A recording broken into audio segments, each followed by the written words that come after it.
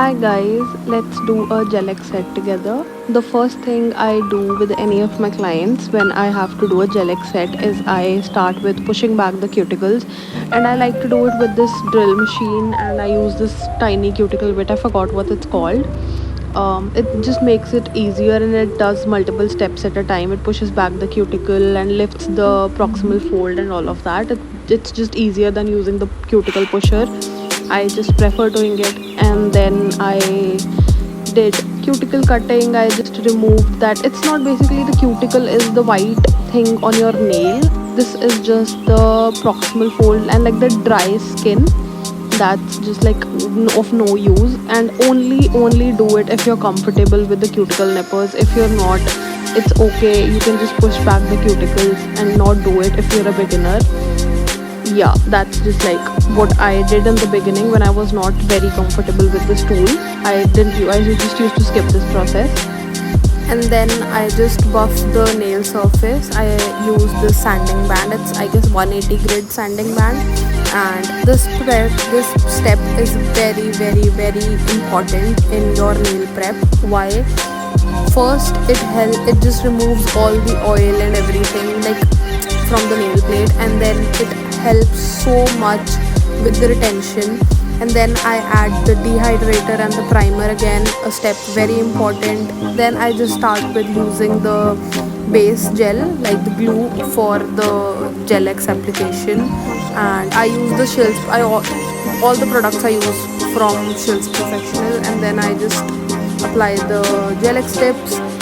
And then one thing with your retention is that you always need to blend in the cuticles so that they seem natural and they don't feel like fake nails. They don't look like fake.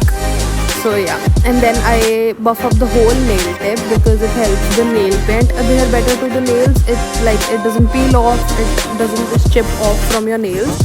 So yeah, this is a very important step.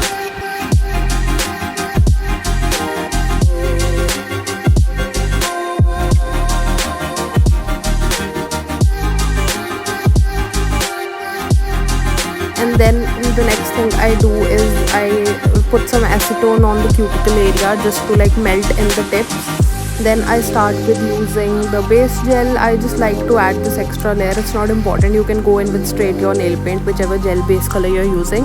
I just like to do it because it just gives the nail a little bit more structure and more strength basically.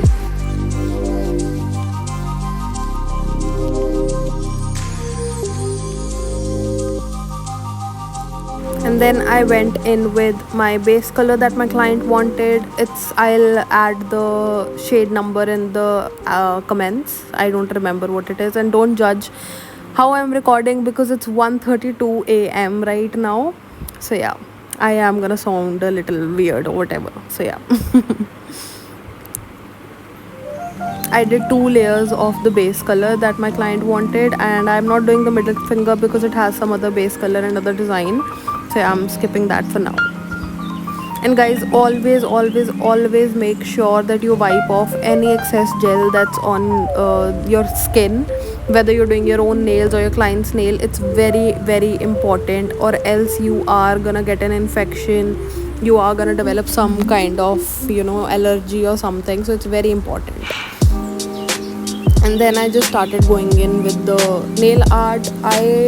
The blooming gel I have for some reason does not work. I guess I need to try some other brand or something because this one does not work. So I had to come up with my own way to do this nail design because the blooming gel would not work. So yeah, I had to mix in the top coat, base coat, and do a million different steps. And now I'm just gonna shut up so you can enjoy the rest of the video because there's nothing much to explain. If you guys have any questions, please comment below and I'll answer each and every one for sure.